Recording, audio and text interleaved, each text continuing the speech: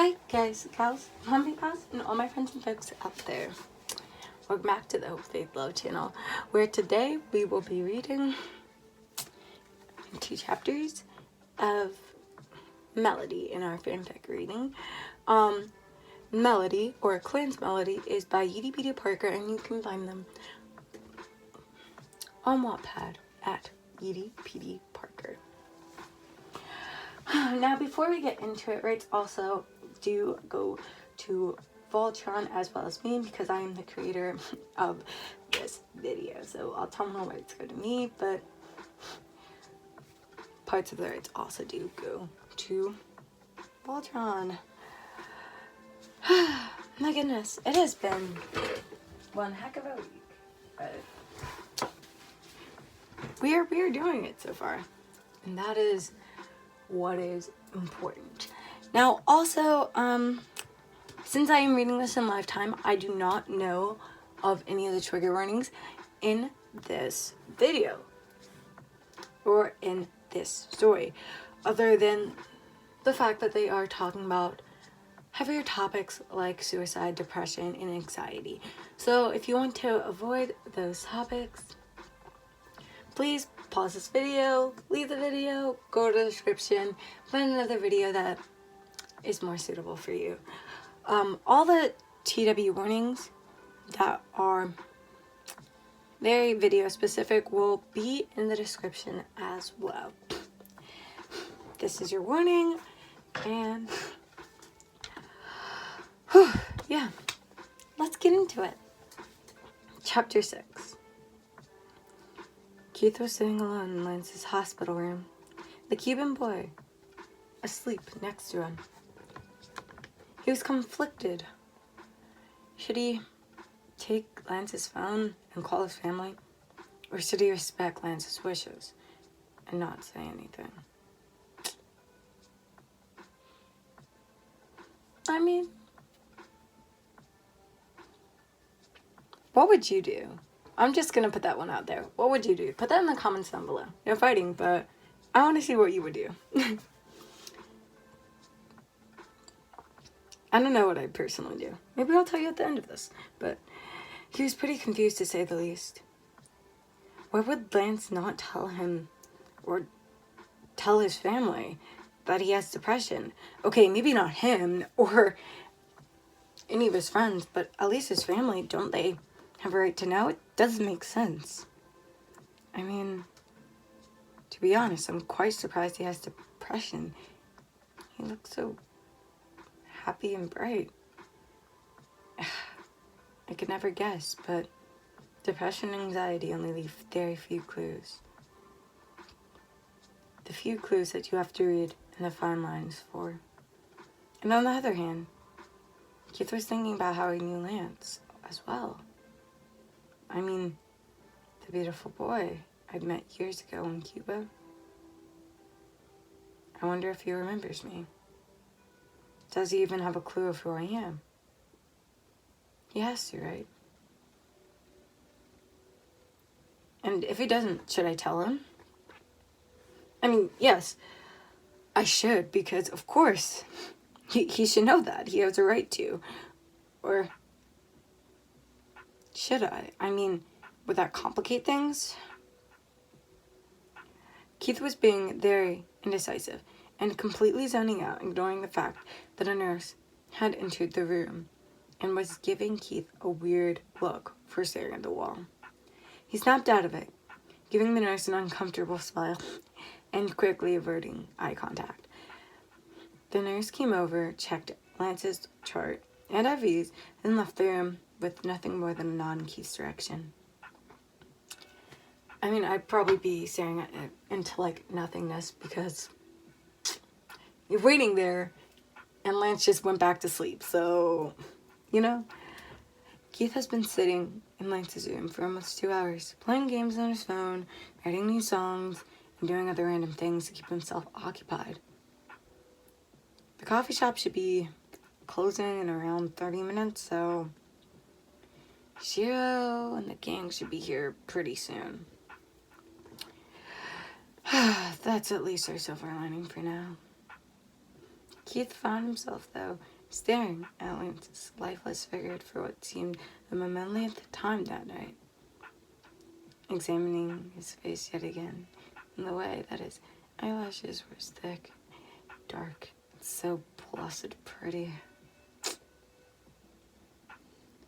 He kept creepily scanning Lance's face until he saw those beautiful, beautiful eyelashes start to flutter open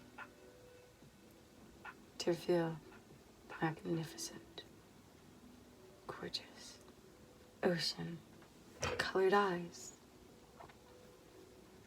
Then immediately looked at him and could have stopped his heart or melted it. Oh, Keith, Lance groaned while beginning to shift his body. Yeah, Lance? I'm here. Sorry.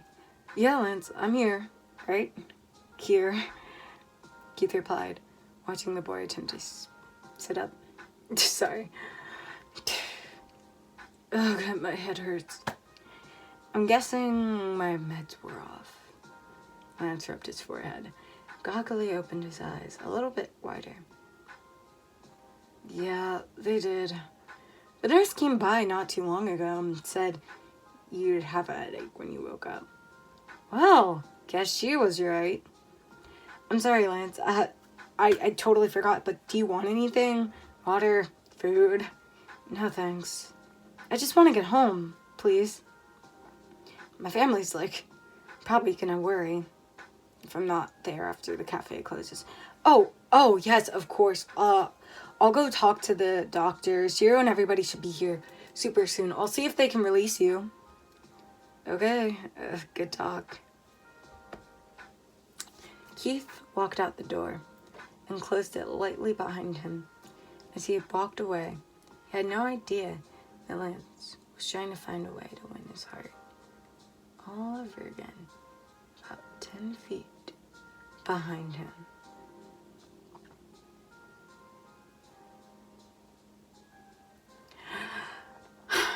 Honestly, you know, I'd feel like I have to contact his family, but also to not betray Lance's trust, I wouldn't. I get that you want to keep your privacy and that he should, tell his parents and his family that he has depression on his own terms. They at least deserve to know that he's alright. So if he has to stay overnight, then I would tell his family, but I'd play it off because I get what it's like maybe to just, obviously not want to tell family members or something that you're struggling with mental health, and it's taken forms in many different and various lights that affect your physical health. So I think I would keep the secret.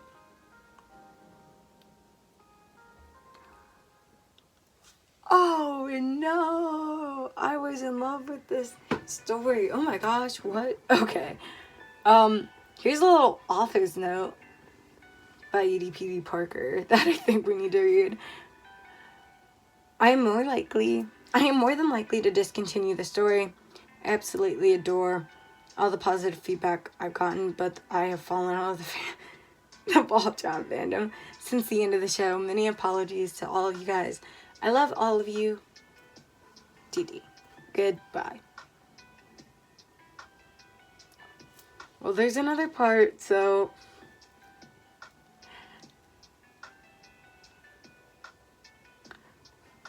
in other words, they're not gonna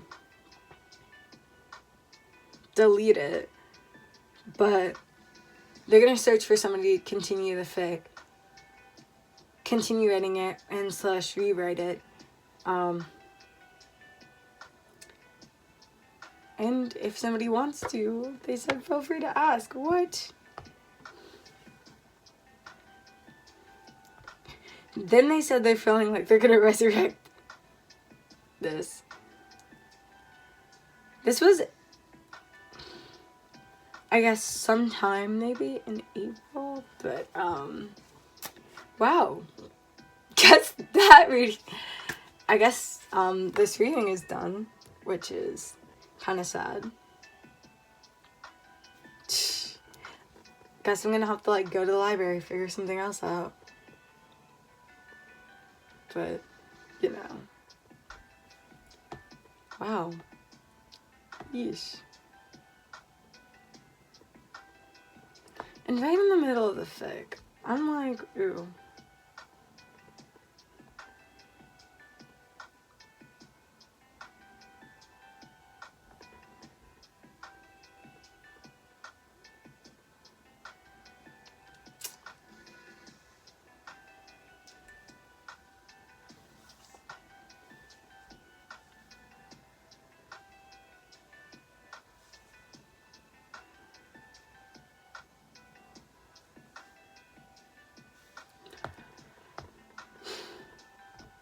Is it completed? That is the one thing that I should have always done. It does get completed. Okay. Well, I guess I found a new one.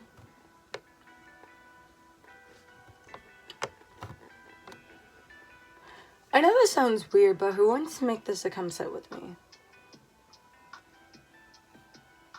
Because I already started recording. Wow. This is, like, kind of awkward. This, like, doesn't happen all the time. But, hey, okay.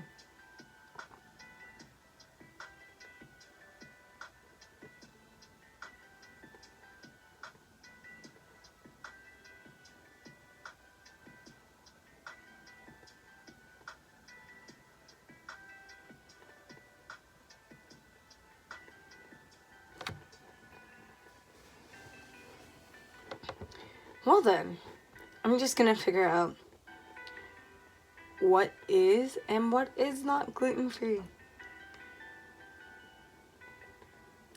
Okay, so we know Cheerios are gluten-free because I'm trying to look for gluten-free cereal. Because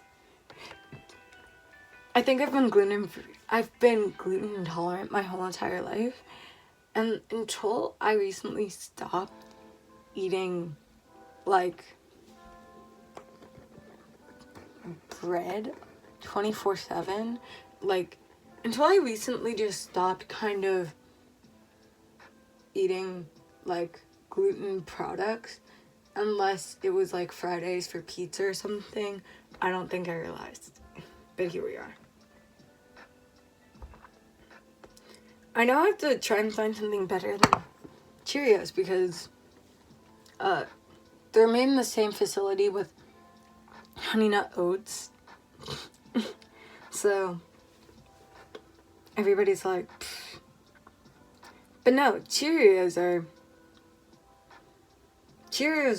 all over the place. Like, everybody's like, yep, all of the Cheerio cereals are gluten-free. So if you do not have a nut allergy, you can eat Cheerios, I guess. You're gluten-free. Chex is gluten-free as well. You can enjoy all Chex cereal except wheat Chex. Look for the label gluten-free, to be extra certain. Okay. So I can have all Chex, including rice Chex. I quite enjoy Chex. So maybe like blueberry Chex or rice Chex or apple cinnamon Chex.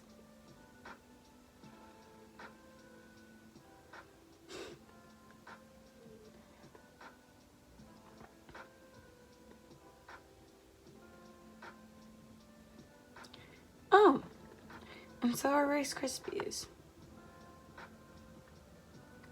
Okay. Oh man, Honey Nut Chex. But I heard that Chex doesn't do the nut ones in the same facility. So it's down to vanilla Chex, corn Chex, rice Chex because they look good, and blueberry Chex. I don't know about apple cinnamon Chex. Sounds good, but because it's my dad wants an ice cream. Yeah, no. Crisp X. No gluten bound.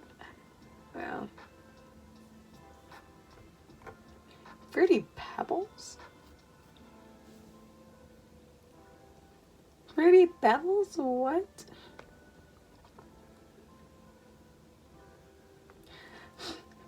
Wow, that's insane. And so are Lucky Charms. I think I'm here for Chex, though. If any of y'all are gluten-free and you have gluten-free cereals and you have like tried out Chex, eat Chex, if you like, leave me your favorite Chex, other than the wheat Chex, obviously, but leave me your favorite Chex. Like, do you like apple cinnamon Chex? Do you like blueberry Chex? Do you like cinnamon Chex cereal? Do you like corn Chex? Do you like rice Chex? Or do you like vanilla Chex? Vanilla and rice Chex are really where I'm going. But I want to get a real good opinion on this before. I just am like, oh yes, rice Chex for life.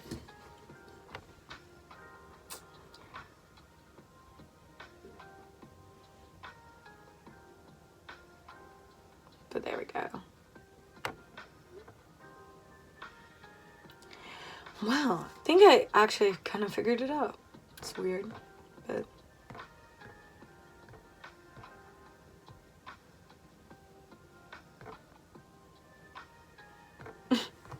Well, anyway,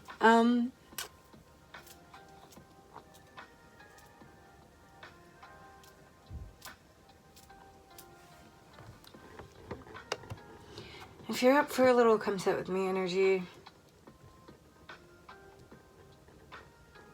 guess you can stay.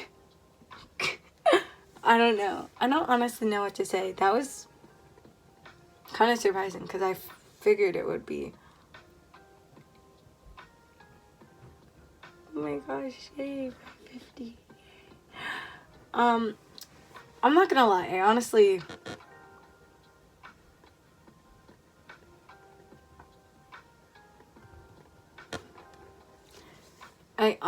thought that that was actually gonna end, so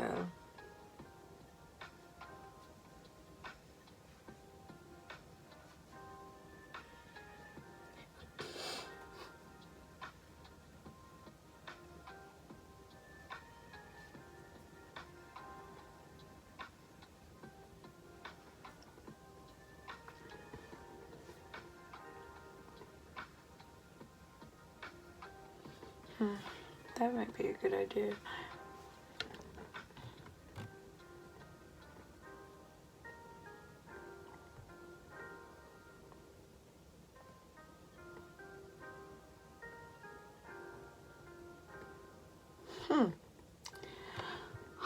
Honestly, had I known that this fic was gonna end so quickly before, I would have not read it. But I don't usually like skip ahead.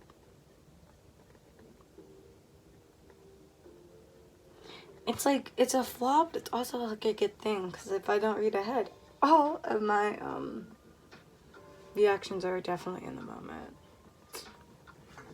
Now it's just me looking at YouTube Studio to make sure that I have everything in order.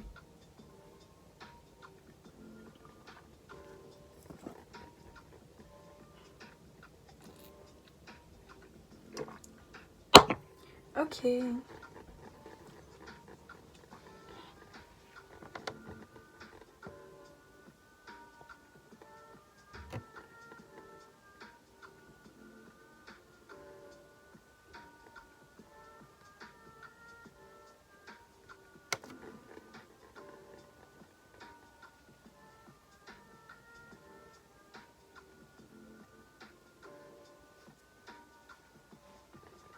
Oh. Wait. there's upcoming changes to YouTube's kid policy. I should probably look at this.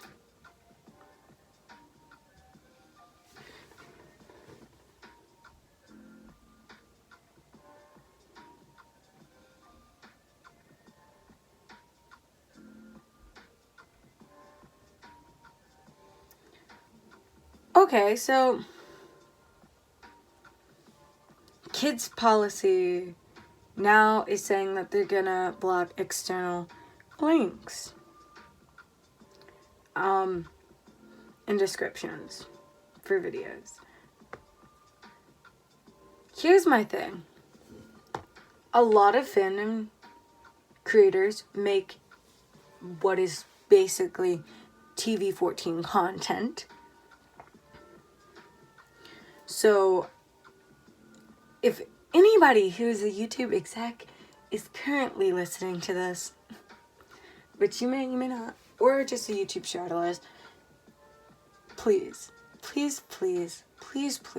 and I mean please, convince YouTube to add at least a teenager rating as well.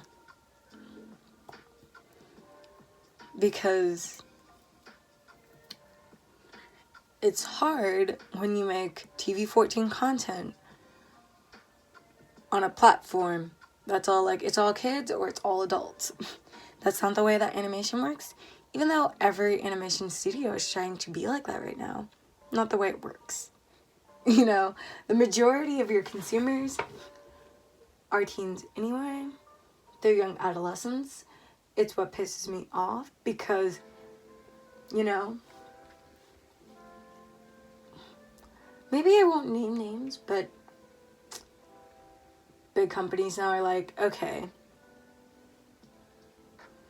we are only going to put absolutely kid stuff on this one, you know, network and platform, and we're going to only put adult stuff on this one platform. There's nothing for teens. There's nothing in between. There are no gray areas or lines because they're trying to save subscribers, you know, to their networks by trying to appease people with being maybe a little less progressive, maybe a little less forward with mental health issues or blah, blah, blah. Like, we only talk about mental health issues when it's adults, and then we talk about these random, not so funny candy or poop jokes when it's kid stuff. And it's gonna stay that way because tweens don't need animation. They don't need representation to understand that other people are going through growing pains, that other people still have, you know, kid problems. Like, not working, but, you know, they still have problems like getting homework done, right? But they also have problems like, oh, I have to go to work and get homework done. Which are things that people in middle school, high school, and college can all relate to. You know, people who work part-time jobs or are trying to go back to get their bachelor, you know, relate to. And it's not just a bunch of dirty jokes. It's talking about real life experiences that people experience through characters that they can connect with. And that's why a lot of people are moving towards YouTube and other streaming services rather than networks. Because networks wants all kids or all adults. And the bigger networks, as soon as you go in to give them your pitch, your idea, your baby, your creative story that you've spent maybe over 12 years creating, it's theirs. And if they greenlight the project, there's no way to get your rights back. You waive all your rights when you walk in the door. And it's what happened to Infinity Train, and now they can't create an indie comic to finish up the story. And it greenlighted for its next season that was supposed to come out, because it focused on the development of an older character. And they're like, okay, well, here's the way that these adventure stories have to work now. It all has to be centered around kids. It has to be centered around children. We can only talk about the younger kids in this, or we're bumping out your TV show or series. We don't care if it's a hit. We don't care if it's making us money. We don't care. We're bumping it out, and we're never giving you your rights back. Which is why people are also looking towards Netflix and other streaming, services, because that's a better place to put teen animation, especially because they are okay and open to using the TV-14 rating, the TVMA rating. Those are things that creatives need. And TV-14 is okay on an animation network or a live action network, okay? When it's appropriate for that set age of people.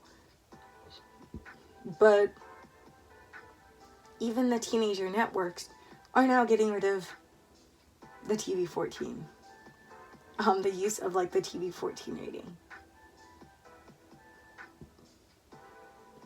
I mean, it bugs me. It bugs me a lot because it's mostly happening in animation, and animation is constantly evolving, it's constantly changing, and we know that we can depend on it, no matter what's the circumstance.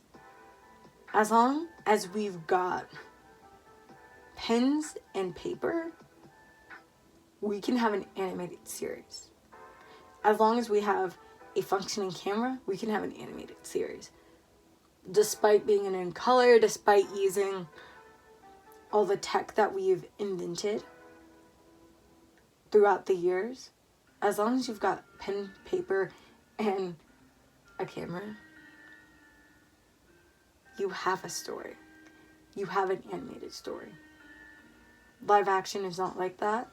Live action is not always promised, And I feel like, no, I know that a lot of networks are missing big.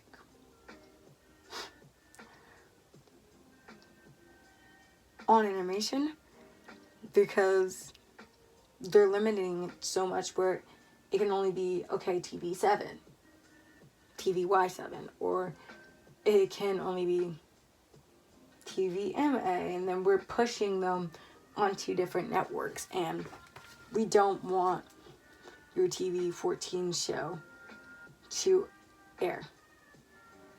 I mean, think about it. Adventure Time started all of the adventure shows where these young kids, or teenagers, or tweens, they go on a, very metaphorical journey whilst coming of age. And they go through everyday life challenges that older age groups face. Like tweens to adults face. And they learn more about themselves. And it's all about self-discovery as well. And staying young at heart. And being able to be them and feel safe no matter what. Despite what happens to them. That story teaches you that as an adult, as a teenager, as a tween, you're not the only one going through growing pains.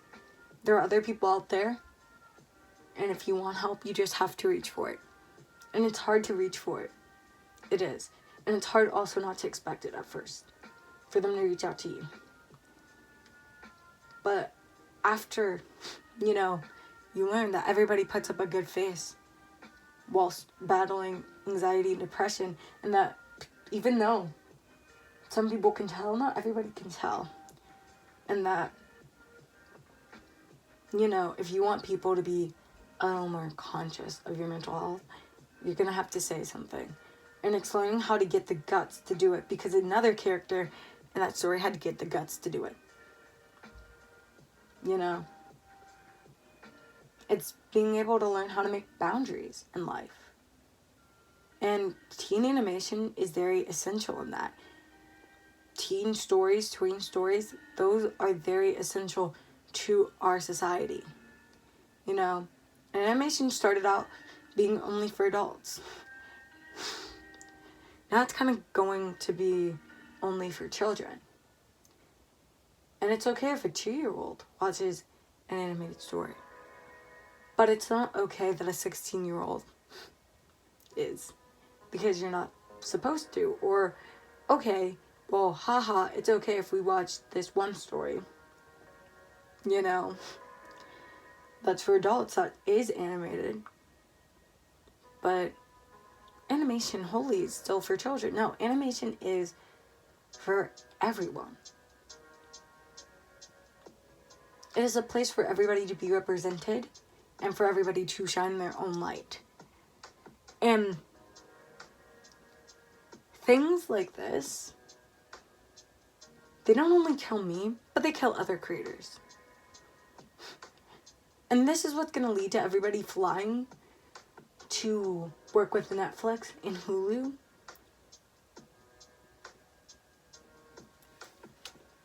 Instead of wanting to work on regular networks and TVs. And even though Netflix just lost a lot of subscribers,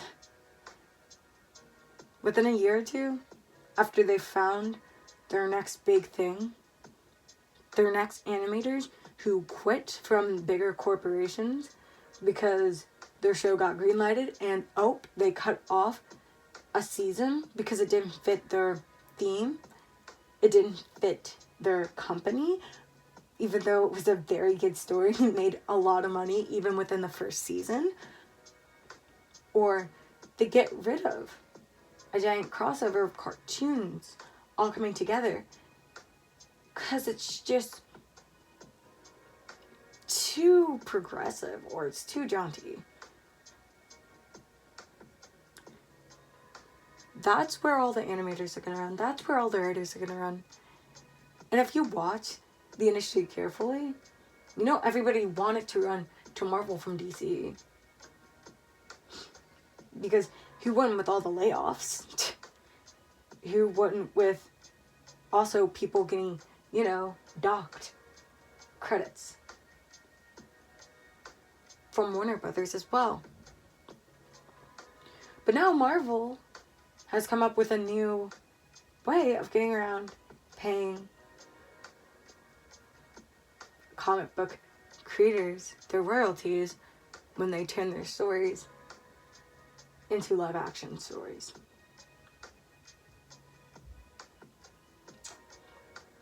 I mean, same thing happened with, Mind of the Spectre's Eye and Star Wars and a bunch of Star Wars Legends books as well. And this is all under Disney, so who's to say that won't happen to me or you or any other creative out there who decides to go and work for Marvel and is not in their story group. I mean, contracts are contracts, but you gotta read them. You need a good entertainment lawyer to help you. And it pays to pay. But at the end of the day, when these are the struggles and the problems that creators currently, constantly have to deal with, go through, people are going to want to open their own studios, do their own thing, do stuff without other studios, and then send it to streaming platforms where terms of services is okay with using PG-14.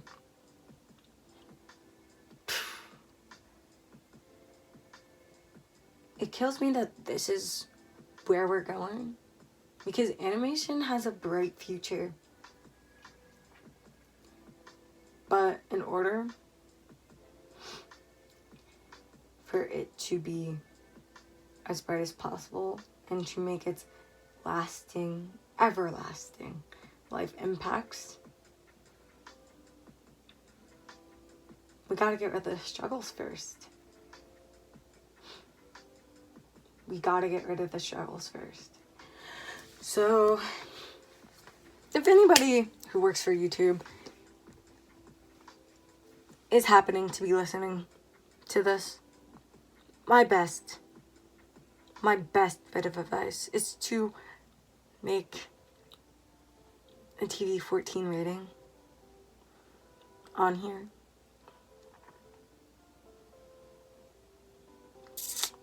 Because a lot of creators are sick and they are tired and they're going to leave. And once they find a better platform, you are going to be left high and dry. And I know it's not what you want to hear, and I know it's not what you're thinking right now, maybe, but it's the truth. And if you don't listen, when the reality dawns on you, nobody's coming back. Nobody's gonna give a care about you. But people do care now. So you should use that to your advantage. Anyway. Anyway.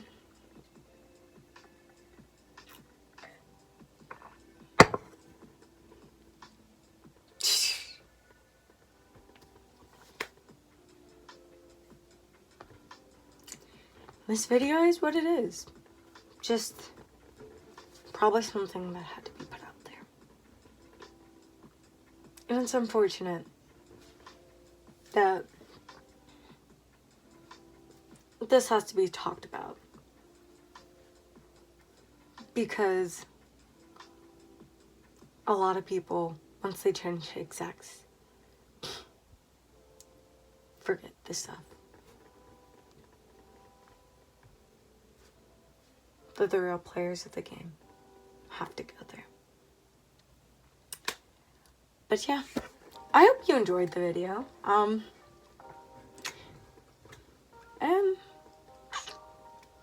I'll see you next time, friends.